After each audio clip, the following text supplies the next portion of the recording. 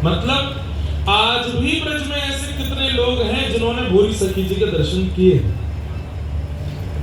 हमारे गिरिराज जी में भी एक दो महात्मा ऐसे हैं जिन्होंने भोरी सखी जी का अनुभव किया। हमारे पूज्य श्री बाबा जी महाराज, पंडित जी महाराज ने भी भोरी सखी के दर्शन किए। 80 वर्ष पूर्व वृंदावन में श्री राघव लाल जी की परंपरा में पधारे। नाम था उनका भोलानाथ, लेकिन किशोरी जी ने उनको नामकरण किया भोरी सखी। क्या नाम किया? भोरी सखी। तो ये भोरी सखी कौन है? तो हम निवेदन कर रहे थे कि कोई भी आचार्य पूर्व में ठाकुर जी का या तो कोई श्रृंगार रहा है, या तो कोई सखी रहा है, या कोई सखा रहा है, वो ही कलिकाल में हम जीवों पर करुणा करने के लिए आचार्य रूप धारण करके आए। पितृवंश महाप्रभु भगवान की वंशी पधारी, वंशी अली जी के रूप में किशोरी जी की वंशी पधारी, ललिता जी हरिदास जी के रूप में पधारे, विशाखा जी हरिराम व्यास जी के रूप में पधारे। इस प्रकार सब आचार्य चरण पधारे। भोरी सखी कौन? तो प्रिया लाल जी दोनों रास विहार कर रहे हैं, और रास करते करते ठाकुर जी बोले, हे श्यामा जी आज मान करो, मैं रिझाऊंगा। तो श्री जी बोली, कोई बात तो बताओ, क्या बात पे मान करूं? तो ठाकुर जी बोले, रास पूर्णिमा के दिन, शरद पूर्णिमा के दिन सब गोपी सब छोड़ करके मेरी शरण में आई, और इन सबन के नेक मान को देख करके मैं अंतर ध्यान है क्यों, या बात पे आप मान कर लो, या बात पे आप मान कर लो। किशोर जी बोले, नहीं नहीं कोई और विषय बताओ, या बात पे मैं मान ना करूंगी। ठाकुर जी बोले, नहीं यही बात पे मान करो, क्योंकि यहाँ में जल्दी मान आए हो, बाकी में तो आपको बनाना पड़ेगा मान, यहाँ में जल्दी आ जाएगा। इतने में किशोरी जी के नेत्र बंद हो गए, और प्रत्येक गोपी के हृदय में झांक करके जब उसके विरह का दर्शन किशोरी जी ने किया, इतना मान प्रकट हुआ। मान तक होता है तो ठीक है बंधुओं, देखिए आपका प्रेमी आपसे नाराज है, और नाराजगी में वो आपको रोक रहा है, टोक रहा है, लड़ रहा है, झगड़ रहा है, चिल्ला रहा है, तो अच्छी बात है। लेकिन अगर वो मौन होकर के शांत होकर चला जाए तो ये अच्छी बात है। तो समझो कि उसका क्रोध कितना तीव्र है कि वो बोलना भी नहीं चाह रहा।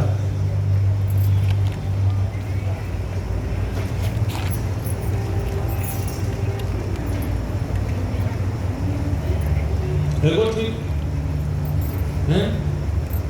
बोल के गलत होना पड़ता।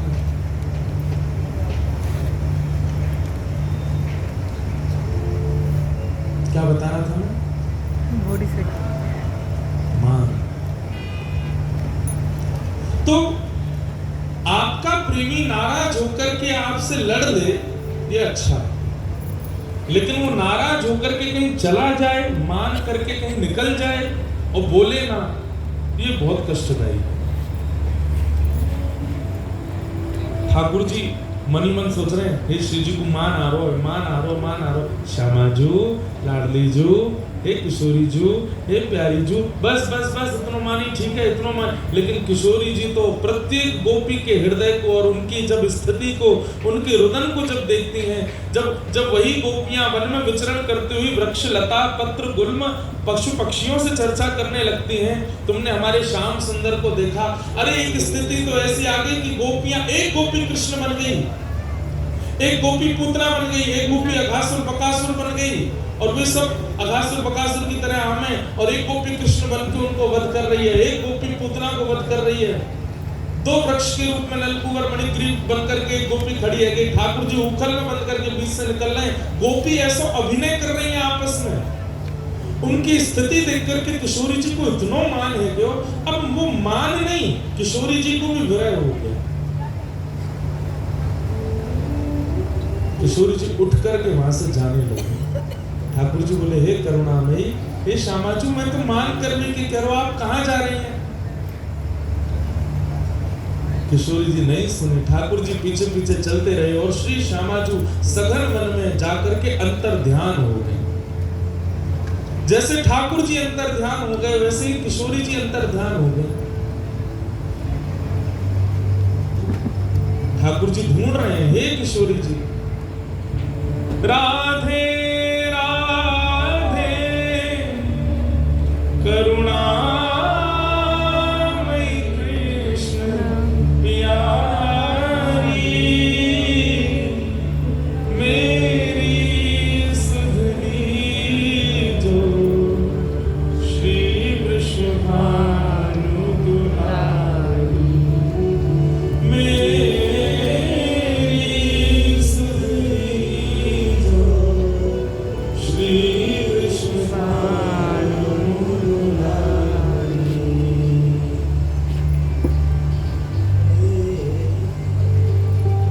मनोहारिणी रासेश्वरी रसरूपा, मनोहारिणी रासेश्वरी रसरूपा, ब्रज विलासिनी ब्रज वासिनी ब्रज की भूपा, ब्रज विलासिनी ब्रज वासिनी,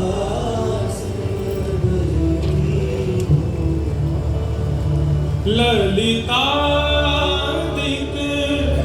सहचरी सर्वज्ञ स्वरूपा, ललितादिक सहचरी सर्वज्ञ स्वरूपा, मेरी सुधनी जो श्री वृषभानु दुलारी, मेरी सुधनी जो श्री वृषभानु दुलारी। किशोरी जी अंतर ध्यान हो गए, ठाकुर जी पुकार रहे हैं, और जिस प्रकार गोपियां विरह आतुर होकर के व्रज में घूम रही थी, वैसे ही अब श्याम सुंदर व्रज में घूम रहे हैं, किशोरी जी को ढूंढ रहे हैं। अरे जैसे गोपियां वृक्ष वल्लरियों से पूछ रही हैं कि तुमने श्याम सुंदर को देखा, अब यहाँ ठाकुर जी पूछ रहे हैं मेरी श्यामा जी को देखो, मेरी लाडली जी को देखो, मेरी किशोरी जी कहाँ को चली गई, वो मिल का एक गुना रही है, कहाँ गई। और जब भ्रमण करते करते करते करते करते करते जब ठाकुर जी हार गए और एक सघन वन में जाकर के जब श्री कृष्ण के हृदय की वह पीड़ा नेत्रों से अश्रु बनकर के बहने लगी, वह अश्रु बिंद जैसे ही पृथ्वी पर गिरे हैं, पूरी पृथ्वी उष्ण हो गई है, वही उष्णता यमुना जी तक पहुंच गई है, यमुना जी उष्ण हो गई है, संपूर्ण ब्रह्मांड उष्ण होता चला गया। यमलोक में यमराज भी घबरा गए कि इतनी वेदना तो कभी यमलोक में भी किसी को अनुभव नहीं हुई है। वह श्री प्रिया जी के विरह आतुर श्री कृष्ण के अश्रुबिंद, वो अश्रुबिंद ही कलिकाल में भोरी सखी बनकर के प्रकट हुए। श्री प्रिया जी के विरह में जो श्री कृष्ण के अश्रुबिंद हैं, वही श्री भोलानाथ जी और वृंदावन की एक परम सहचरी श्री भोरी सखी बनकर के आए। इसलिए भोरी सखी जी के पद को जब आप नेत्र बंद करके अनुभव करेंगे कि श्री कृष्ण के नेत्रों से निकलने वाले श्री प्रिया जी के विरह में जो अश्रुबिंद हैं, वो अश्रुबिंद गा रहे हैं, तभी आप भोरी सखी जी के सुंदर भाव और पदों को समझ पाएंगे। तब मोरी सुध करहूं वृषभान लहती, तब मोरी सुध करहूं वृषभान लहती,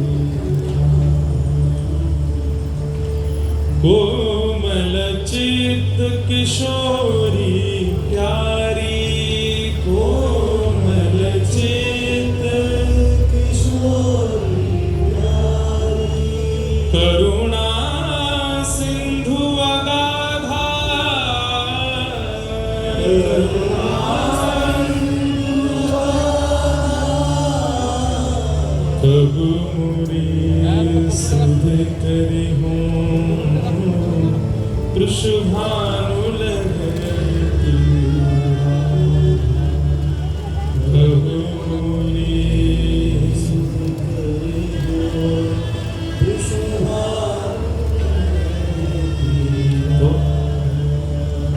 मध्य प्रदेश में श्री भोलानाथ जी का जन्म हुआ, पर जन्म से ही सब आचार्यों में देखा गया कि जन्म से ही उनमें वह लक्षण और गुण प्रकट हो गए हैं कि वे सामान्य संसार के लिए नहीं हैं।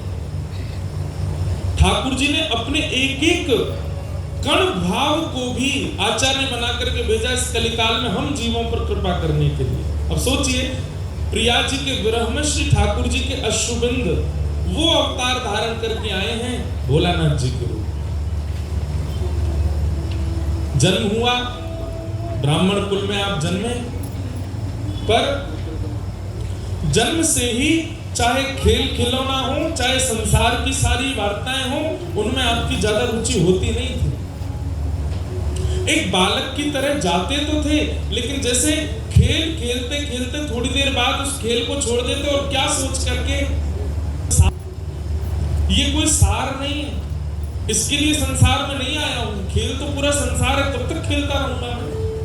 और खेल छोड़ देते, एकांत में जाकर रोने लगते, माता पिता समझाते क्या बात है पर कुछ समझ में ही नहीं आता। धीरे धीरे इसीलिए उनका घर में भी नाम भोलानाथ ही पड़ गया। बोले बहुत भोले हैं, कभी भी रोने लग जाते हैं, बात क्या कुछ पता नहीं, और रोते ऐसे नहीं, चीख चिल्लाते हैं, बस अश्रु प्रकट होते रहते हैं नेत्रों से।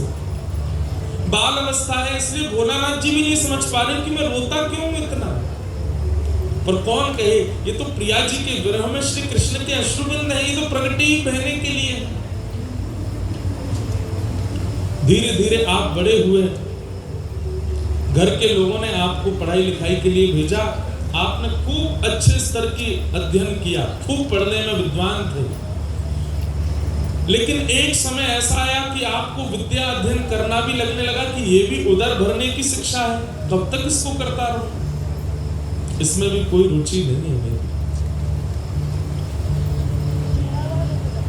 एक दिन मन में कहीं कथा में सुन लिया कि बिना गुरु के कल्याण नहीं होता। तो मध्य प्रदेश में एक स्थान है कोलारस, उस कोलारस के वन में आप चले गए और वहां जाकर के बस विरह आतुर होकर के, हे गुरुदेव, प्राण गुरुदेव, जीवन गुरुदेव, मेरे गुरुदेव कौन है, मेरे गुरु कौन है, कौन मुझे बताएगा कि मेरे जीवन का सार क्या है, मेरे जीवन का रस क्या है, मेरे जीवन का तत्व क्या है, मैं क्यों बालकाल से इतना सब चीजों से परे रहता हूं, क्यों मुझे इतना विरह होता है, मुझे कोई तो बता दे। ध्यान से सुनिएगा बंधु, आपकी उस विरह वेदना के कारण 3-4 दिनों तक आप वन में विचरण करते रहे। तब आपके एक बड़े भैया थे, बड़े भैया आए और आकर के उन्होंने इनको तुरंत समझाया, बोले ऐसे नहीं रोते भोलानाथ, चलो, बोले मेरे गुरु चाहिए, मुझे मेरे गुरुदेव के पास ले चलो। तब वहीं मध्य प्रदेश में कोई राधा वल्लभी परंपरा का स्थान और वहां एक आचार्य विराजमान थे, आप उनके पास उन्हें ले गए और कहा, ये हैं तुम्हारे गुरुदेव, इनसे दीक्षा ग्रहण करो। श्री राधा नाम मंत्र प्राप्त करके जैसे ही मंत्र सुना और उस मंत्र का उच्चारण करना प्रारंभ कर दिया, अब तक तो विरह वेदना क्यों थी समझ नहीं आ रहा था, परंतु अब विरह वेदना का मूल रूप पता चल गया कि इनकी प्राप्ति के लिए मैं बचपन से रोता आया। बिना श्री जी को देखे ही श्री जी की रूप माधुरी का, श्री जी के हृदय का, श्री जी के गुण का, श्री जी के भाव का, श्री जी की स्थिति का उनको अनुभव होने लग गया। घर वालों ने मन में विचार किया कि ये तो और ज्यादा विरह में रहने लगे, इससे बढ़िया तो बिना दीक्षा के ही देख कभी कभी रोते थे, अब तो ये पूरे दिन रोते रहते हैं। घर वालों ने कहा ब्याह कर दो। हमारी परंपरा में, हमारे कल्चर में एक नियम रहा है, बेटा बिगड़ गया है, क्या करें, बोले ब्याह कर दो, पत्नी आएगी सुधार देगी। पढ़ लिख के विद्वान हो गया, आप क्या करें, बोले ब्याह कर दो। बहुत कमाने लग गया, आप क्या करें, बोले ब्याह कर दो। कुछ नहीं करता, पूरे दिन पड़ा रहता है, क्या करे? बोले ब्याह कर दो। बिगड़ गया है, व्यसनी हो गया है, उल्टे सीधे काम करता है, क्या करे? ब्याह कर दो। नाम जापो गो भजनानंदी करता, पूरे दिन गिरिराज जी में पड़ो रहे, क्या करे? ब्याह करो यार। हमारे यहाँ सब चीजों की मूल जड़ केवल एक है, बोले क्या? ब्याह करो। काम को है तो ब्याह करो, नहीं काम को तो ब्याह करो, सब में ब्याह करो। भोलानाथ जी को पकड़ करके घर वालों ने कहा तुम्हारा ब्याह कर। बोले मैं ब्याह के लिए, ये सब करने के लिए मैं नहीं आया हूँ संसार में। आप लोगों से मेरी हाथ जोड़ के प्रार्थना, मेरा विवाह मत करो, किसी का जीवन बर्बाद मत करो। घर वाले बोले ऐसे बोलता है, इसको बैठाओ मंडप में। और श्री भोलानाथ जी का ब्याह कर दिया। ब्याह हो गया। ब्याह के बाद आपने अपने माता पिता और बड़े भैया से कहा कि मैं और अध्ययन करना चाहता हूं, तब आपने लॉ की, वकालत की, और वकालत करके आप वकील बन गए। पत्नी थी घर में, तो घर वालों ने कहा कि भाई अब रोना धोना नहीं इसका। पहले तो था कि ब्याह कर दो, और जब ब्याह हो गया तो अगले दिन ही माता पिता आज्ञा कर रहे हैं, बेटा अब रोने से काम नहीं चलेगा। तो कौन संभालेगा बेटी को? तुमने इसका ब्याह किया है, पानी ग्रहण किया है, इसका घर कौन चलाएगा? बोले हम तो मना ही कर रहे थे, ब्याह मत करो हमारा। बोले अब तो हो गया, अब क्या करो? बोले अब क्या करें? बोले अब इसकी मांगें पूरी करनी पड़ेंगी, अपना परिवार बसा, उसके लिए तुम्हें कुछ करना पड़ेगा। तब भोलानाथ जी बोले तो फिर कुछ करना पड़ेगा तो और पढ़ाओ हमको। बोले क्या पढ़ना? बोले वकालत पढ़ा दो। तो लॉ की उन्होंने, वकालत की, वकील बन गए। वकील बनने के बाद में आप जाते थे न्यायाधीश के सामने बैठ कर के और वकालत करते थे। लेकिन जिसका चित्त ठाकुर जी ने हरण कर लिया हो, वो बेचारा कैसे न्याय कर सकता है? हम कोई न्याय करने वाले बुरा नहीं मान जाना। कोई अगर यहाँ वकील बैठे हों, उस पेशे के हों, हमने भी लॉ करी 3 साल करके छोड़ दे, हो नहीं पाए। तो वकालत करने वाले लोग जो हैं, उनको थोड़ा कभी कभी पक्ष लेना पड़ता है अपने व्यक्ति का, वो गलत हो तो भी लेना पड़ता है। वकील क्या कहते हैं? बोले देखो हमें सब सत्यता बता दो, तुमने क्या क्या किया, तुमको बचाने की जिम्मेवारी हमारी। वो सब सत्य जानते हुए भी वहां जाकर उनको झूठ तो बोलना पड़ता है। पर बंधुओं एक बात है कि ठाकुर जी जाको स्वीकार कर लेना, जहां किशोरी जी के लिए हमारे ध्रुवदास जी कहते हैं, सहज स्वभाव पर्यो नवल किशोरी जी को मृदुता दयालुता कृपालुता की राशि है। न कहूं न रिस कवि होते हूं न भूले सकी, रहत प्रसन्न सदा ही मन हासी। ऐसी हमारी किशोरी जी, ऐसी सुकुमारी प्यारी, लाल जी के प्राण प्यारे, ऐसी हमारी किशोरी जी। तो उनका नाम जपने वालों में झूठ कैसे आ सकता है? छल कैसे आ सकता है? कपट कैसे आ सकता है? भाई टोंटी में से जैसा पानी आपने पात्र में लिया है, पीने पर वो पानी वैसा ही तो अनुभव होगा। अब वो बात अलग है कि टोंटी से पानी आपने निकाल करके फ्रिज में रख दिया या चूल्हे पर रख दिया, तो वो गर्म ठंडा हो सकता है। कई लोग श्री प्रिया जी का नाम आश्रय तो लेते हैं, लेकिन सीधा सीधा आश्रय अगर लेंगे तो सहजता, सरलता, कृपालुता, दयालुता और जैसी श्री प्रिया जी है वैसे होते चले जाओगे। लेकिन आपने अन्य अन्य साधनों को साथ में रख रखा है। चूल्हा रूपी विषय भी है और फ्रिज रूपी भोग भी है। अब उनके आश्रय से राधा नाम लोगे तो फिर तो शीतल और तप्त होकर के आएगा, और उससे फिर वो जो विकार है वो उत्पन्न होंगे। हमारी बात समझ रहे हैं कि नहीं समझ रहे हैं? बिना भोग, बिना विलास, बिना माया के अगर सीधे श्री प्रिया जी का नाम ले लिया जाए तो प्रिया जी जैसी है वैसी आप होते चले जाओ। भोरी सखी वकालत कैसे करे? अब यहाँ सामने जो क्लाइंट बैठा वो कह रहा है कि सुनो मर्डर तो मैंने ही किया है, लेकिन तुमको बचाना। तो भोलानाथ जी कहें ठीक है, न्यायालय में गए न्यायाधीश के सामने, हाँ जी तो भैया ये इनका कत्ल इन्होंने ही किया है, क्या कहना चाहते हैं आप इस बात में? भोलानाथ जी को तो हाथ कांपे, पैर कांपे, वो आदमी कट घरे में खड़े, हमने तुमको वकील बनाया है, अपना बोलो। हे जज साहब, मारा तो इन्होंने ही है पर इनको छोड़ दो, क्यों इनको आप जेल भेजो, क्यों इनके साथ कुछ गलत करो? तो तुम्हारा खुद का वकील कह रहा है कि तुमने मारा, अब क्या करोगे? लो चलो 10 साल की जेल, आजीवन कारावास दो इसको। बड़े भैया आदि सब समझाते, भूला तू कैसा भूला, तू वकालत क्यों करता है, तू जाके अपने ही आदमियों को फंसवा देता है। बोले देखो हमसे ये नहीं होगा, हमसे वकालत नहीं हो सकती, आप हमको कोई और काम करवा दो। उन्होंने तो यही कहा कि मुझे वृंदावन जाने दो, मेरे से नहीं हो पाएगा ये। घर के सब लोग बोले वृंदावन, ये पत्नी को कौन संभालेगा और पत्नी का कौन भरण पोषण करेगा? एक उनकी संतान भी हो चुकी, एक पुत्र भी होगा। अब जो जो गृहस्थाश्रम बढ़े तो भूरानाथ और रूम है, अब मैं क्या करूं? तब छतरपुर के महाराजा उन्होंने भोलानाथ जी को कहा एक काम करो, तुम हमारी ये ग्रंथालय है, लाइब्रेरी है, यहाँ इसके तुम प्रधान बन जाओ और कभी कभी हमारे पास आके शास्त्र चर्चा कर लिया करना। तो बोले ठीक है, ये अच्छा है। तो छतरपुर के महाराजा के ग्रंथालय में, लाइब्रेरी में ये बैठते थे और वहां बैठे बैठे श्री प्रिया जी को याद करते, वृंदावन को याद करते, और जब अवसर मिलता तो महाराजा के पास बैठ के शास्त्र चर्चा करते। पर वो शास्त्र चर्चा कब कब में प्रेम चर्चा में परिवर्तित हो जाती है, इनको पता ही नहीं चलता। एक समय आया ये उससे भी उब गए, ये वो भी नहीं कर पा रहे थे। इन्होंने हाथ जोड़ दिए महाराजा के सामने कि अब मुझसे नहीं होता। ये संसार, ये जीवन, ये गृहस्थाश्रम, ये काम करना, नौकरी करना, धन कमाना, इससे मेरा जीवन नहीं चल पाएगा, मैं इसके लिए नहीं आया हूं संसार।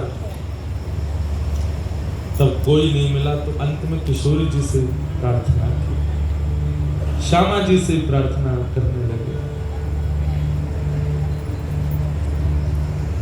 करहूं कृपा अब श्यामा श्याम, करहूं कृपा।